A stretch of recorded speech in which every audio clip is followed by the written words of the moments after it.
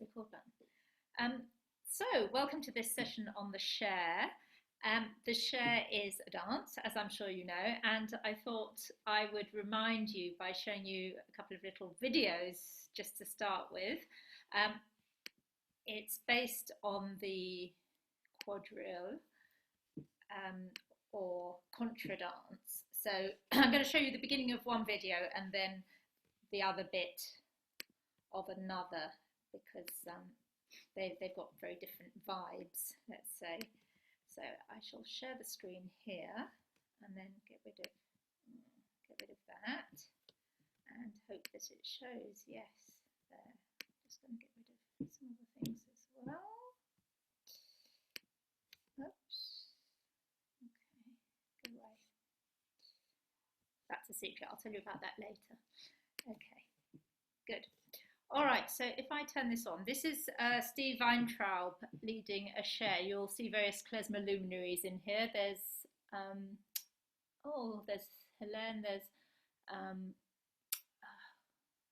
God, I can't remember anybody's name at the moment, but you'll recognize them as they come. So this is just from the very beginning, where so they're arranged in couples, and they're going to circle to start with.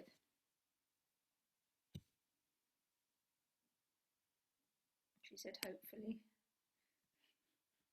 Okay, there may be a slight. I'm going to start it first and then share the screen. Technical details already. Circle Sher. The man's leading out and the woman's leading out into the. It's very gendered.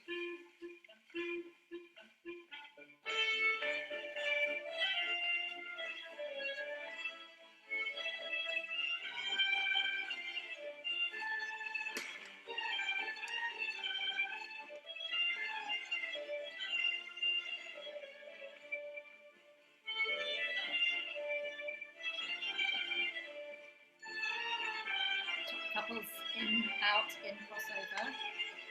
Side couples, same.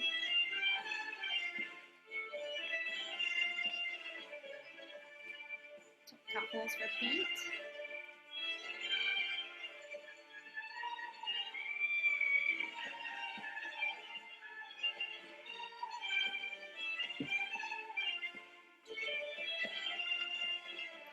And now we have the shining, which is where one person goes and does their thing.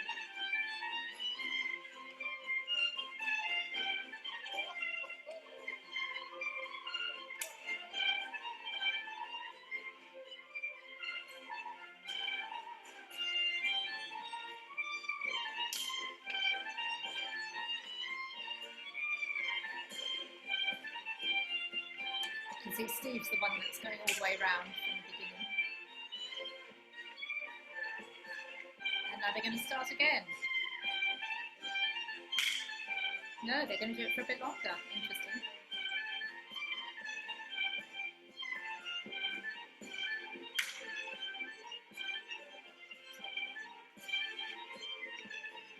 Now they're going to start again.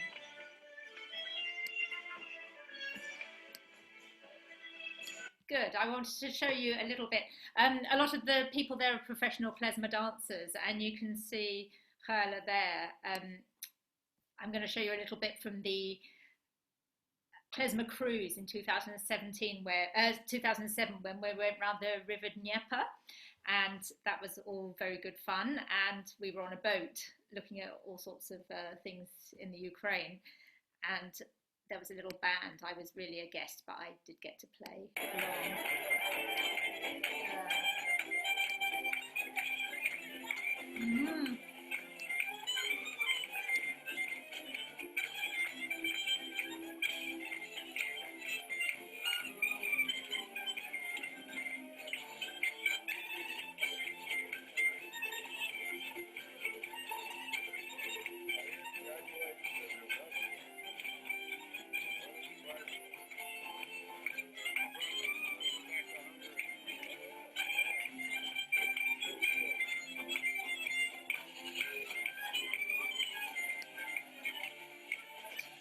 So you get the idea. It's very energetic, and but at the same time, it's very danceable. That kind kind of Freilich's bounce. So what I thought we'd do is maybe start by actually doing a little bit of playing. I've got a couple of shares that we can play. I've got them in C and B flat. Are there any B flat players here? Hands up. No? Okay, well that makes life easier in some ways. And then what I'm going to do is introduce a couple of the different well-known share sets, and I thought we could do a bit of nerdy listening in terms of listening to different versions of the same thing with little differences between them, even recorded by the same band sometimes, and then look at a couple of the more different ones. And so we can do some reading and some listening, and I've got some old manuscripts that we can also look at. So let me just get the scores here for us to look at, and I'll attach them in the chat. That's probably the easiest thing, and then you can open them up on your computer. Share workshop. So I think the first thing we'll do is this 180. That is the B flat version, stupidly. Okay, and this is the C version. If you've got any questions, just make sure you do put them in the chat there. Okay, can you see those? Can you see that? So feel free to just download it now and open it. And I will open it here. So I also have a copy.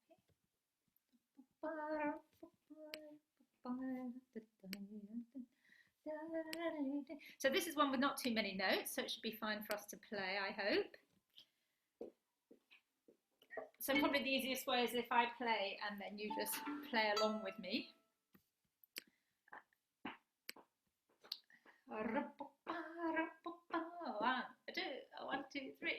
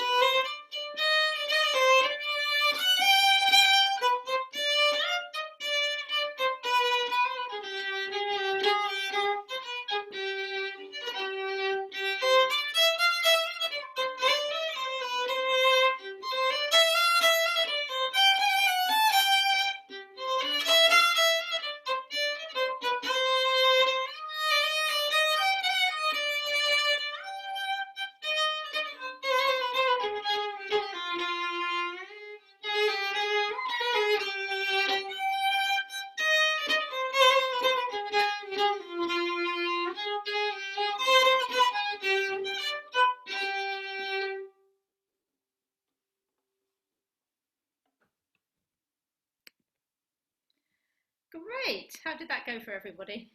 Is that all right? It's a great tune. They're all great tunes. That's not one that's heard so often. It's from Beregovsky. I'm going to quote you a little bit from Zev Feldman's book, which, as we know, is the Bible on pretty much everything these days. He starts off, there are two little bits that I thought were interesting. The first one, was that he talks about how important the Sher is and how special it was in Jewish life. He says, let me see. The Sher holds a special significance in Ashkenazic dance because, one, it's the longest and most complex of the dances with set figures. Two, it was widely diffused under the same name among Jews in almost every region of Eastern Europe. Three, it was so popular that it was often learned by local Gentiles. Four, although it's manifestly a Central European German contradance, it was regarded as a Jewish dance by both Jews and non-Jews. Five, it's the only one of the only Jewish dances in which considerably more than a century of research is possible.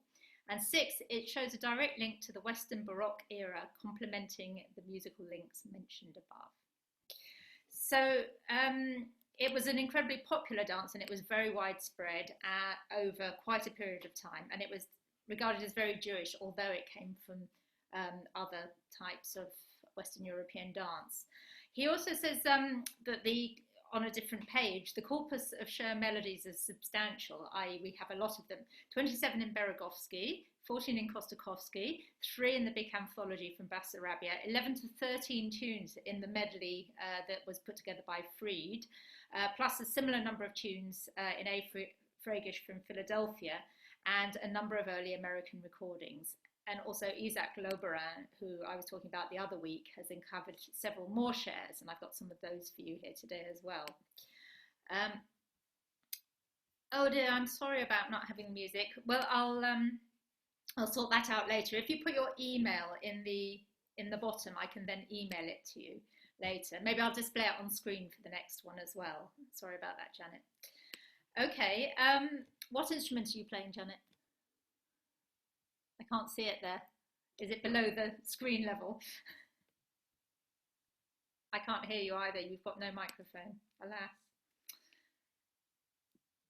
Okay, so moving on. What we'll do now is listen to one of the Russian Shers, and this is probably the most popular and most recorded of the Shers. It's called the Russian Shers. It's a medley, as you'll hear, of particular tunes, and what you're listening out for usually for Russian Shers is something that starts.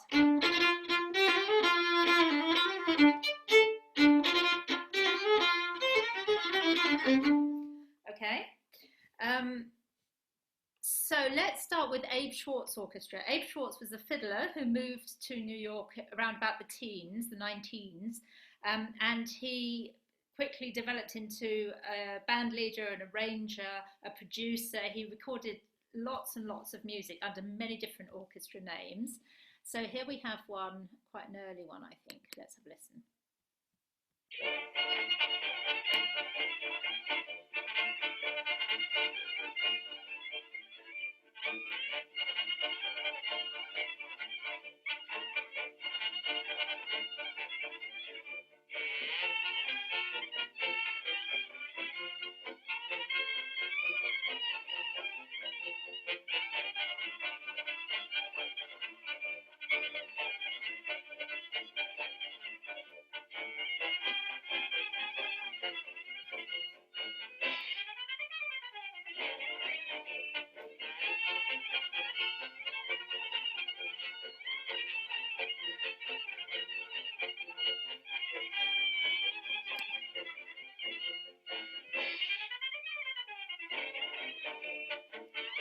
Next tune.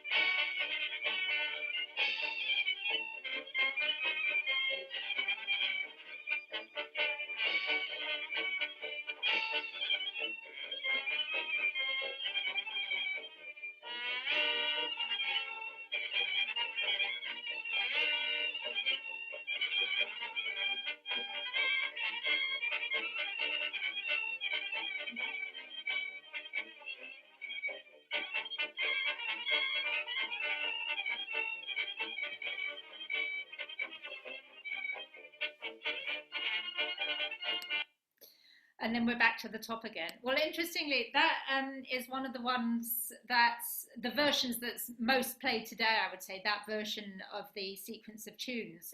Maybe it was one of the earliest ones that was made available of the early recordings. And I'm going to now play you a slightly different version. This one is called The Russian Scissors, because Sher means scissor. And this is also by the Abe Schwartz Orchestra. Let's just have a quick listen. Господа кавалеры, приглашайте барышни танцевать Шер.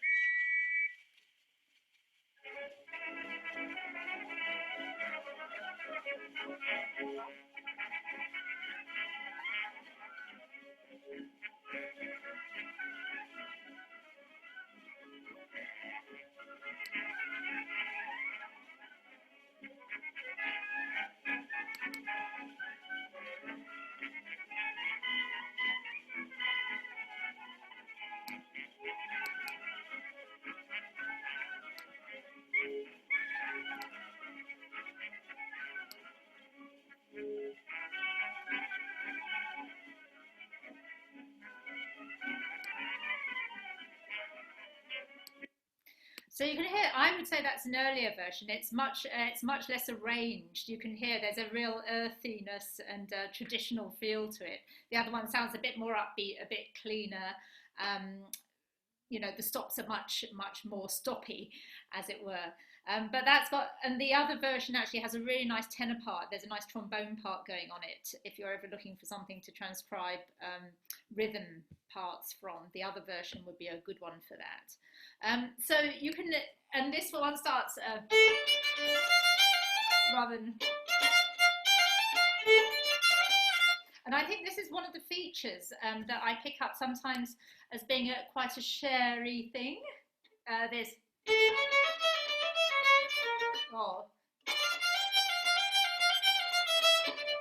this doubling of notes. It's a very Jewish thing anyway. It's a thing that happens in Klezmer a lot. Let me share with you a very nice, this is one of my favorites that's not a Russian Sher. This is the I.J. Hochman Sher, Galician Sher. I think I'm just going to share my whole screen, even though it's a bit messy, because otherwise it just takes me hours to get to grips with the whole thing. Let's see, share screen.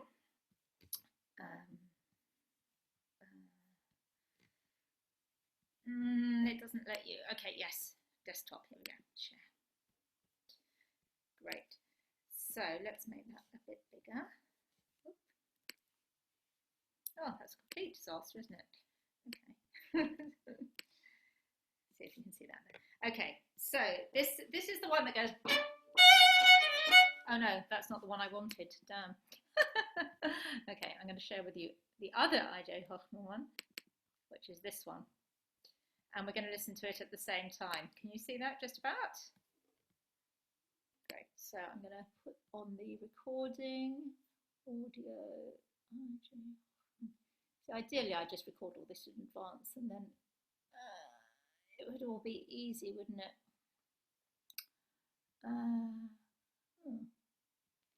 Okay, well, I have a little play of that while I just look for it, because typically it's the one that goes.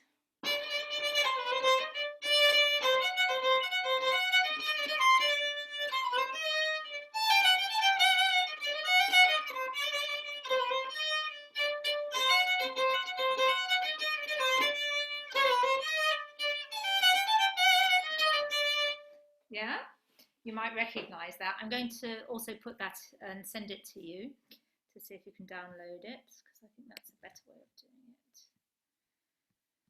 I'm going to stop the screen share and I'll load it up to you. Here it comes. And this is great because this, courtesy of my research in the autumn, I found in the New York Public Library. So that was quite exciting when I came across this batch of manuscripts. And Daniel Karkner has also recently put them up as one massive PDF which you can sort through and find all sorts of interesting things, including the Abe Schwartz. Okay, that should be with you now. The Galician, I call it the Galician Sher. And if we have a little listen to that. while you're looking at it. You can hear this doubling notes thing going on quite a lot. I mean, I think it's a Frolof's thing in general. So what happens, what we say with these melodies is that for the Cher, it's such a long dance that they just put together loads of different tunes, but they seem to be very specific tunes. It wasn't just that they used any old tune to be a Cher, although many different tunes could find their ways in. But I think it's probably once you put one together that worked and that you were happy with, you've just played that one because it was easier. If somebody said, right, play me a Cher, then you just trot out the Cher that you had. And R.J. Hochman, I can't even find it in my file. It's ridiculous. Okay. And the other thing I read was that when you went to a wedding, you took a certain amount of money because you had to pay for three things. You had to pay the fiddler, like tipping the leader of the band. You had to contribute to the orphans fund or something like that, and you had to pay for a share. And the share was 40 kopecks because you paid per leader of each couple who wanted to dance. So two people dancing was counted as one person, and you paid 10 kopecks per couple to dance. So this was the show was such an essential that you had to do that. So it was all very exciting, obviously, and they had a great time at these weddings, and they danced shows for hours and hours. And nowadays, of course, with dancing, we like to make sure everything matches up. So if I were to talk about the form a little bit, what I would say is that now, when I put together a Cher set, I try and go back to the same tune for the chorus bit, where they're all circling left and right and crossing over. And then when, here's I.J. Hochman.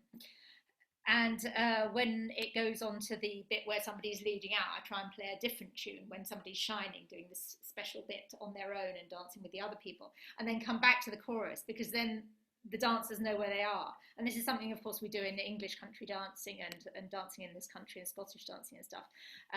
But in those days, it didn't seem to have been like that. And I'll show you a part in a second that displays just how long you could go with the Cher without actually going back. And of course, in that recording we just heard, they did go back to the beginning, but it wasn't at the point where the melody went back to, the dance went back to the beginning. Anyway, have a look at your part that you've just downloaded here, and here's the Galician Cher from I.J. Hochman. Has everybody got it this time? Thumbs up? No? Damn it. Okay, I'll put it up on the screen. Let me get it like this first.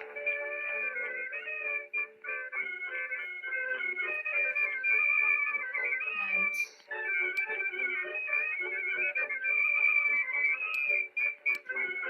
it'll take me a second just to share the screen.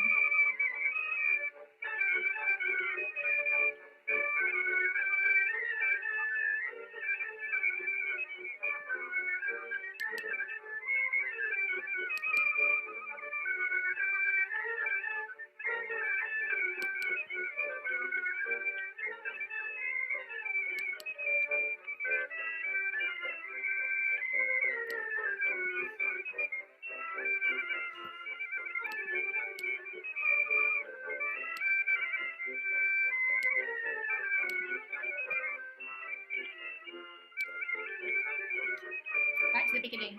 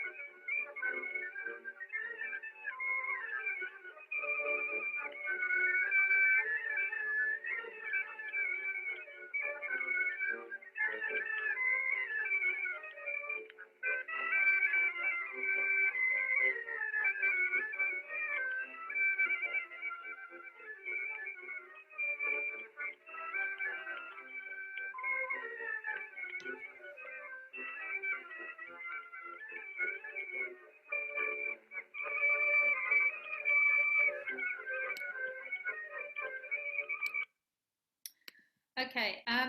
So it kind of makes my eyes cross the amount that's going on there that you could sit and transcribe. Janet, I'm sure you heard the flutes there doing and all that sort of thing at the top.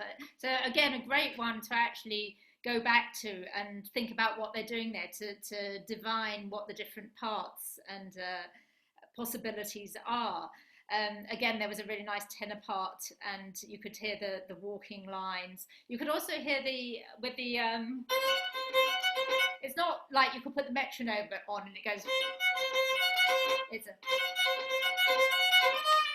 there's a lilt to it, and that kind of rushing thing that we talk about happening in klezmer, where you group some notes closer together and play some things a little bit faster, and then other things you're pulling back a bit. So it's a great one for that as well, even though it's an orchestra sort of in the teens, early 20s. It's got that really old school feel to it, and that's one of the reasons I like the I.J. Hochman Orchestra so much. So is it always 2/4? The Sher is always 2 in 2 or 4, yeah. That's the thing about Freilich, it's always 2 or 4. It's that feel of the umpa, umpa, umpa, umpa. Yeah, but so it could be a 4/4 or a 2/4, or it kind of depends on the phrasing of the melody. 4, 1, 3, 4. I don't know. Did you write that in 2 or 4? I wasn't looking at it. Let's 2. So that's in 2. Yeah. Okay. I would probably have written it in 4 because it changes chord. Okay. I mean, it's sort of academic in a way because it's all to do with how you play it. Okay. I mean, you wouldn't write it in 3 or 5 or anything, I can say that for sure. But let's see if we can find another one that's written out in 4. I'd like to show you a printed version of one of the Abe Schwartz. This is also in 2. Maybe you've got a point here. Maybe 2 is how they used to write it out. Let's have a look. So, is it to do with the accent of the beat? Yeah. Like the beat, the 1 and the 3, or the first beat, first well, beat? Yeah, have another listen. I mean, the only way you can tell is really to listen to what they're doing. So let's have a just quick listen again to that.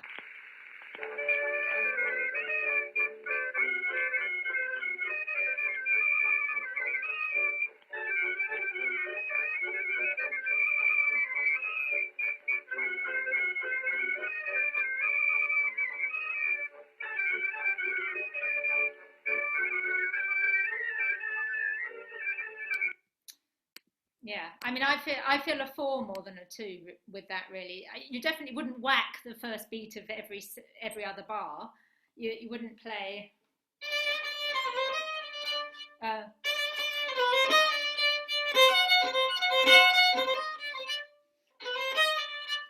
It doesn't work like that. It's much more linear than that, or overarching. It's about the phrases and where they're going.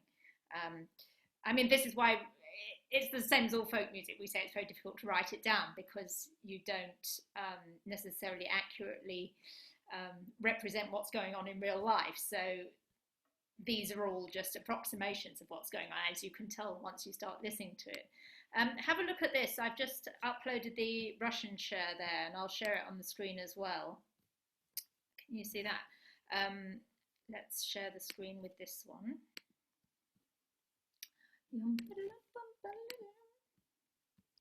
Right, here we have it. Can you see that okay? I can't really see what you see. Okay, so here we have the...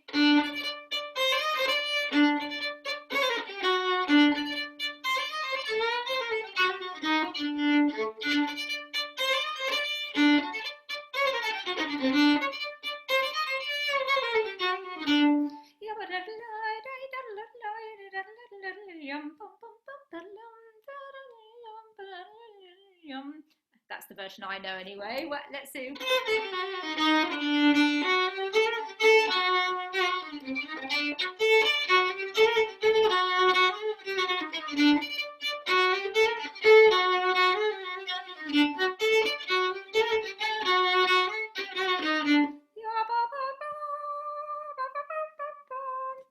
And no, it goes into another tune at this point. So I know a completely different version of the same tune. Here it goes into...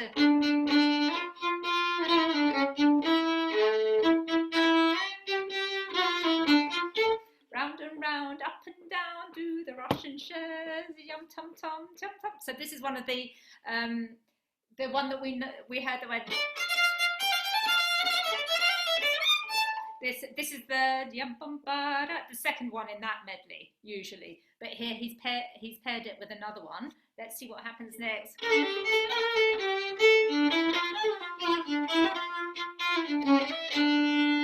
And then he repeats it. Yes.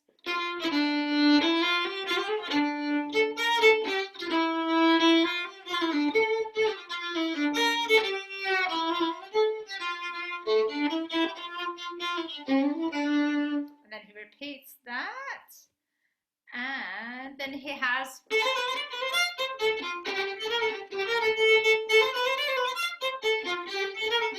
which is the same as the other version, I think. And then he goes into the major.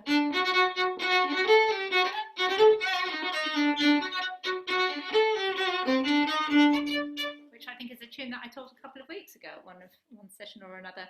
It's one of my favourites actually at the moment. It's also been recorded as a lively honga, I think, possibly by the Abe Schwartz Band again. And then you can see this is going on for hours and hours, this melody. He's got another one. So that's the same bit of that. And then he goes into another tune.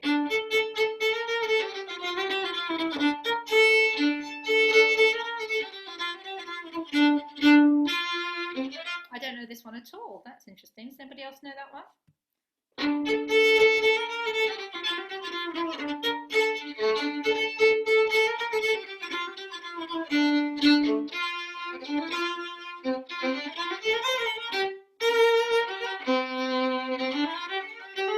Oh, that's cute, isn't it? That's very cute. I like that one. And then the last section goes.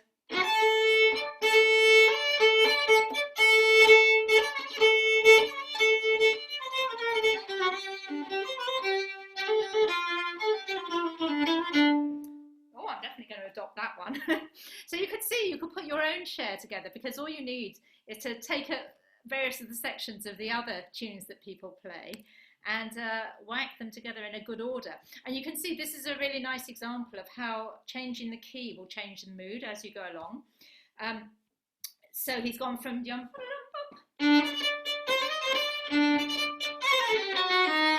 he's in D Fraigish there, and then he goes into D minor.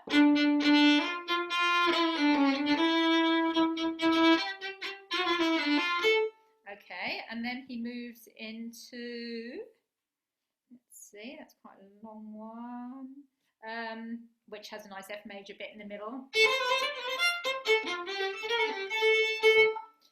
And then he goes into D major. Actually, D Fraigish again.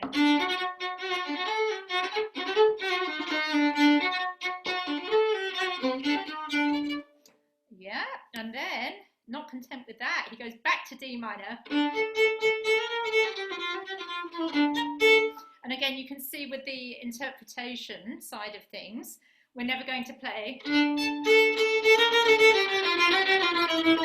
when we see these this kind of figure. We're always going to pair those because basically the tune is.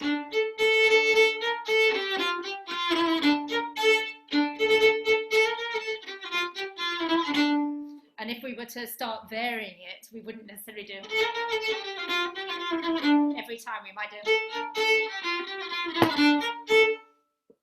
We'd be taking notes out and sort of putting in little dots and things like that. There are various ways we could play that, as you probably already know. And yeah, and then that's the end at some point. And this is number 4 of in his book, I think. This is, I'm not sure which book this came from. It's quite interesting, this one. So if we look at another one, which he actually notated by hand, this is another Abe Schwartz one. he calls it Russian Sher number 105. I'm not. Whoops. Oh, it's got rid of the sharing window. Let me put that back again because I moved it. This is a great tune. And yeah, I don't think he called it number 105 because there were 104 more shares. I think it was probably 105 in his book. But this, you can see it's 2 parts. There was a blank page in between for some reason. And it goes, do you want to play along if I'm playing it? Janet, do get your flute out. Don't feel you have to play the violin badly. Play the flute well. So we've got oh, she's gone a long way. We'll just start with that. We've got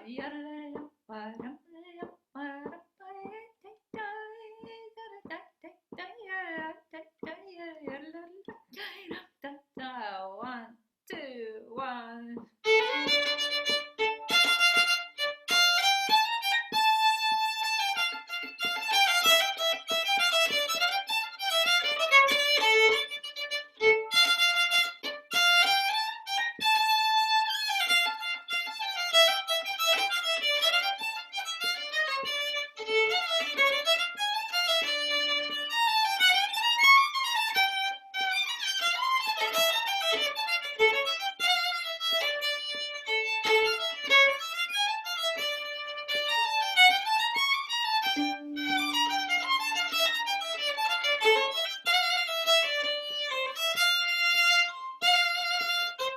We're on the 4th line.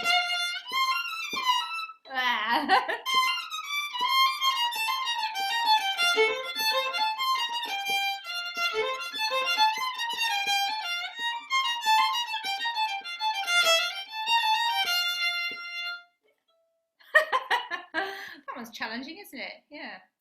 That's probably why it wasn't as popular as the other ones. It's got a lot of notes. And then the next section is very nice. It's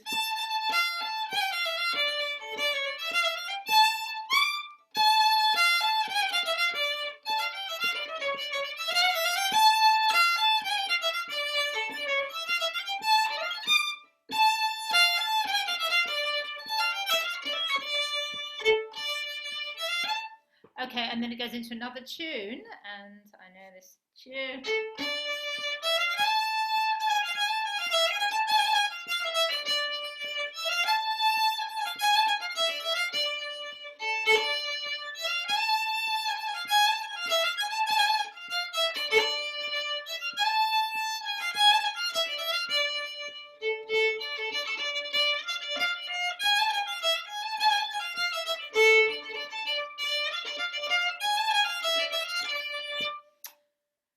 Right, and then it carries on.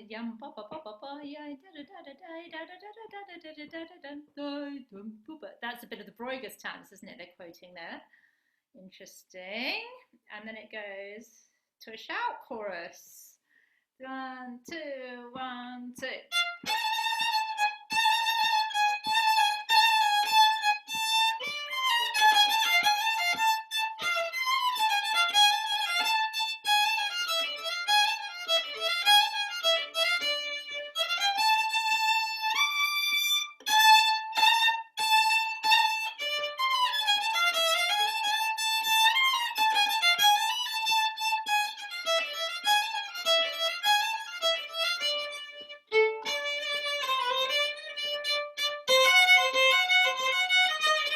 We know this. Okay, interesting. So I've never actually heard the other one before, which indicates that nobody bothered with it because it was too hard, possibly. Or the tune, it's not a great tune, all this kind of...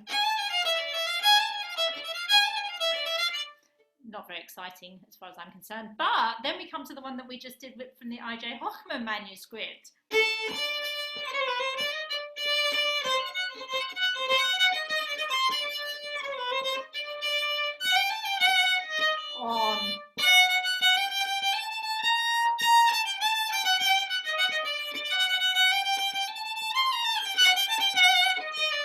And then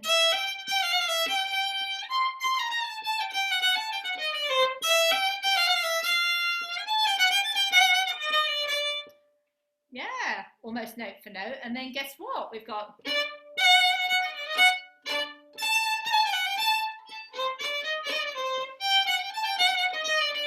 which we heard in the first tune, the very first tune that we listened to. So again, you can see that they're putting together these tunes from different places into different medleys. That's the end of that one. Better known and lesser known, one could say. But another interesting range of choices there. I wanted to show you, did I show you this one already? Yes, I did. That's not the one I had in mind. There's a really nice another printed manuscript that I wanted to show you. Okay, but let's just go for this one first. So this is another band. This is the Candles band. We've seen this tune before again. He calls it number 5 for whatever reason, and it's dated 22nd of July 1921. And he calls it Freiliche Mechitonim, which is happy in-laws. And he calls it...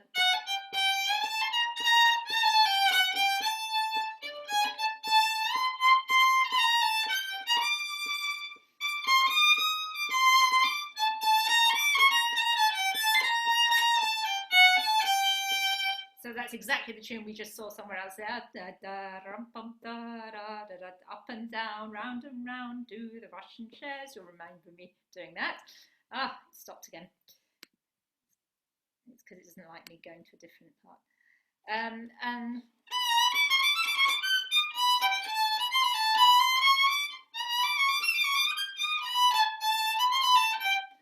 blimey. Right, well, it's definitely a first violin part, eh? Actually, it's a piano part, as you can see. But the same move to the major there, with that figure there, and that melody. So you're beginning to see that there's definitely cross-referencing between the melodies, the shorter melodies that are being put together into these longer medleys. Let's have another listen now. Let's listen to something else. Let's have a listen to this one, Max Leibowitz, and we've got a score to look at with this one. Oh, it's the same thing again.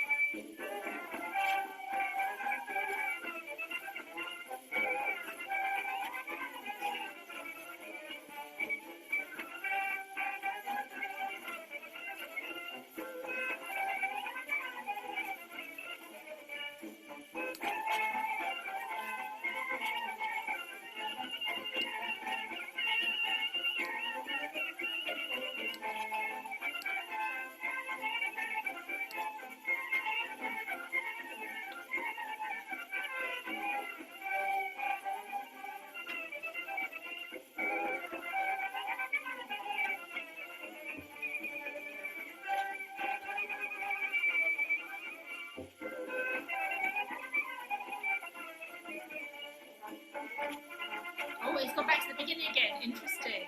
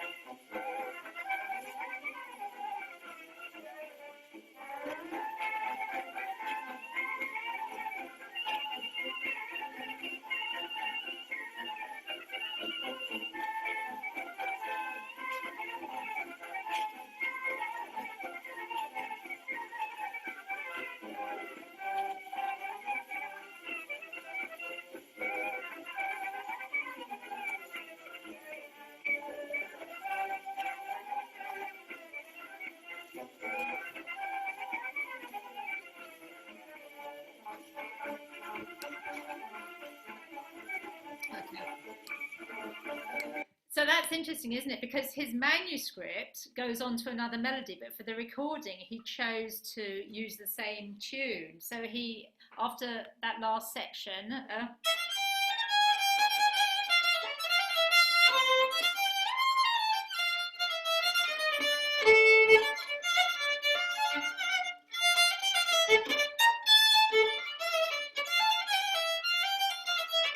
again, a tune I don't know, interestingly, there. So maybe it wasn't such a popular tune, and because he was recording, you know, for a commercial record company, they wanted the tune that everybody would know and buy and hum along to, and they didn't want one of these less familiar ones, possibly. Hard to say, but there's his imprint at the bottom, Max Leibowitz, so it was definitely his manuscript. So another nice nice new tune there to me. I don't know whether you know it or not. So interesting, these different versions and what we can match them up with nowadays, given the resources that we're able to find, which is always good fun. Here we've got another one that we could just have a little play of. This is one that we did see earlier. Okay, we haven't seen this one. This is what I like to call the Philly Shers, because it does occur in the Philadelphia. I'm not the only one who calls it that. Let's just say that. And let me see if I can find a recording first for you to have a listen to the beginning of Russian Shers, Philadelphia. Here we go.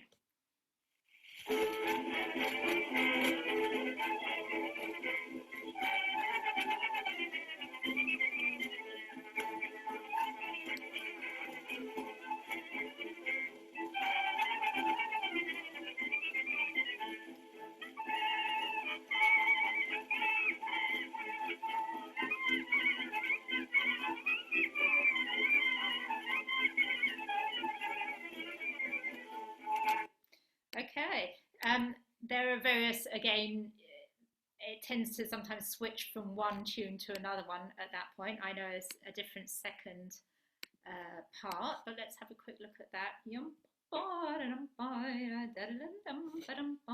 we have a little go at playing that one together? 1, 2, 1, 2.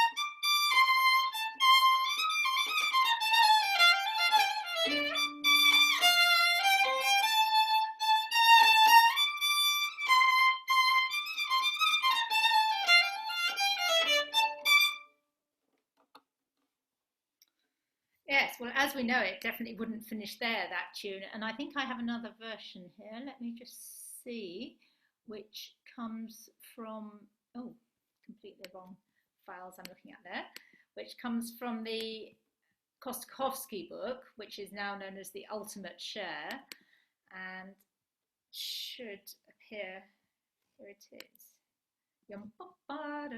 And in fact, this is the version that we were just listening to. So I'll just go back to it and you can have a little, let's push it on back at the beginning and we can read along. And you can play along as well if you want.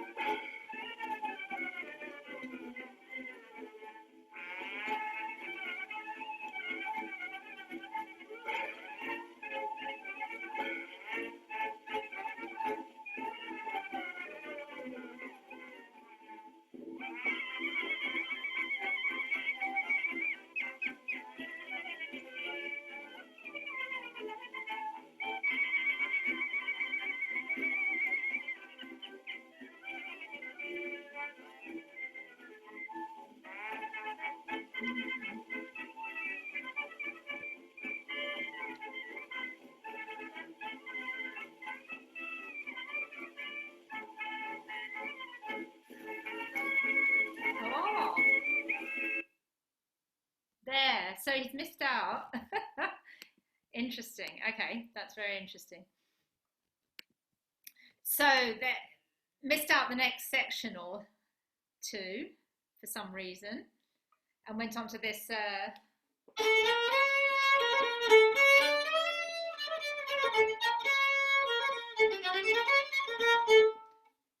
Is that the one we played first thing this afternoon?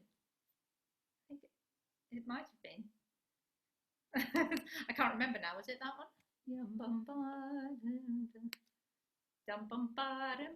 it was the little Sher. Okay, but you can see how easy it is to get confused. But anyway, that carries on for another couple of pages.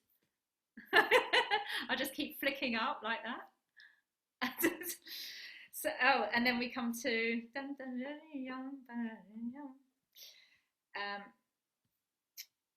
yes, another one, basically. But this is the last one that I wanted to share with you right now. And this is, I find, an interesting one because it was collected in 1937, not collected, but we can hear it on recording from 1937, which was much later, by the Ukrainian orchestra, Jewish orchestra of the Jewish orchestra of the Ukrainian SSSR, which is a very interesting band and quite closely aligned with Beregovsky. And this is one of the melodies that comes up here. I've also got this one in my book. You might recognize it if you know my book at all. Let's have a little play. We'll take it quite slowly because it's got a lot of these double notes, but it's got this 1 and 2 and 1 and 2 and.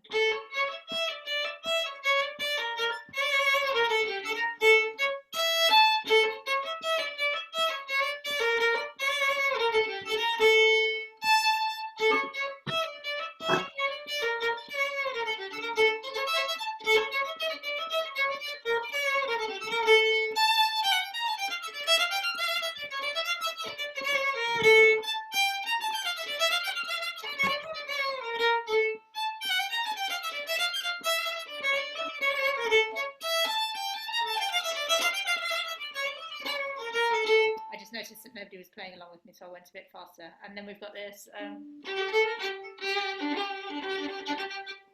Hello? I think the reason that nobody is playing along is that the music hasn't come up. Oh, it says I'm still screen sharing. Okay, let me try again. Sorry. Okay, well, thank you for telling me. Everybody's looking sort of at the thing as if... Everyone else is too polite to say. They're too polite. Thank goodness for you there, Alison. Oh, I can't see it either. Okay, I'm just going to put it back there. I'm going to stop the share. Stop sharing the share. Terrible pun. And start again. Right, can you see that now? No? Yes? So I'm going to put on the MP3 at the same time, and audio, here we go. Oh, it's the wrong one. That's really going to confuse you because it's completely the wrong one.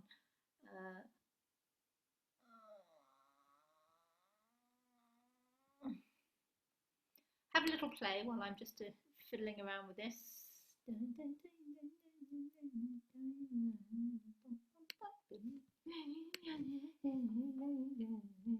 Now you can't see it anymore. Music.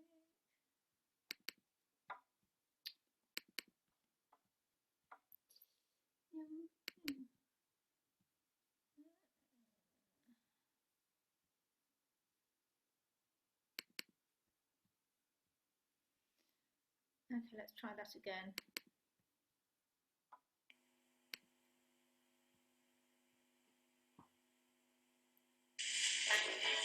That's better.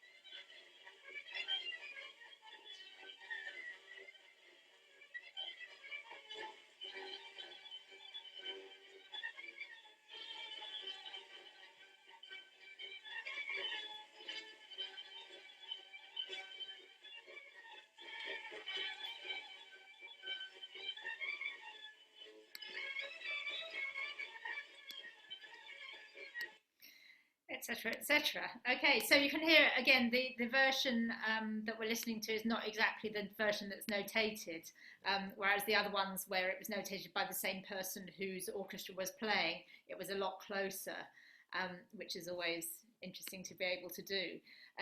That is a fairly popular one. I mean, I think that old folk sort of, if you have more than one version, you know, if you have versions all over the place, it was obviously a popular tune, is a good one to follow in these cases. And the other tune that I just started to play for you there is obviously not a popular one. It's very popular with me, and I use it all the time with the Shers. I'm just going to play the beginning of it for you now. I hope it's the right one. Yeah.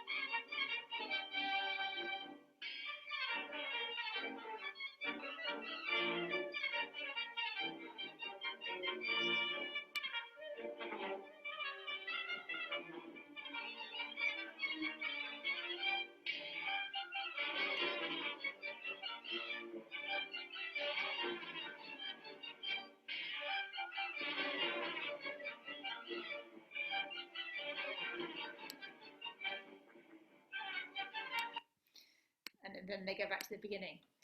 Great. Okay, so I think you can see we've got, just to summarise what we've talked about today, we've got the Sher.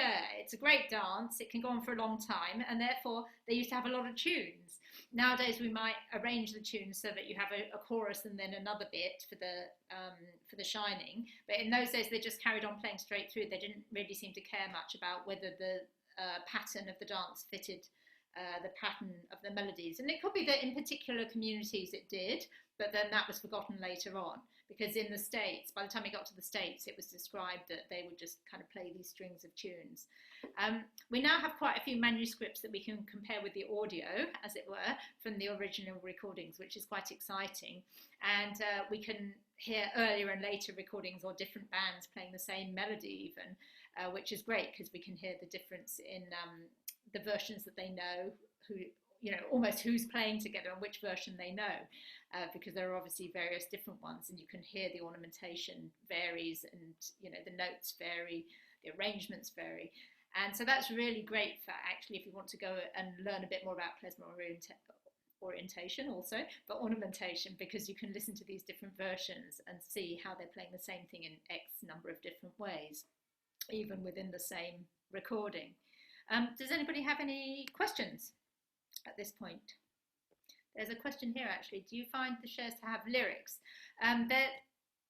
You'd have to ask Andreas, but I'm pretty sure there's probably at least one that has songs that you sing along. But the other thing that you find is in the Nigunim collection from Beregovsky that I've been working on, as you probably know, with other fiddlers.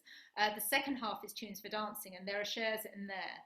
So they would have sung them, even if they were without words, they would have sung them for dancing at the times when they weren't able to play because it was Friday or Saturday or whatever. Another question, do I find historical transcripts and melodies or their written sources for the accompaniments and chords? Well, you can see that version, one of the versions I put up was a piano version, so it had two hands for the piano. And there are a few of those, and certainly from the Kamen folios, for example, there's number 1 and number 9 of the International Dance Music folios. They have chords on some of them, I think, and some of them are piano. They have, you know, the clarinet, the violin, the flute, the piano. So even if it hasn't got chords, you can find out what the harmonies would have been. Any other questions that people have got at this point? I might just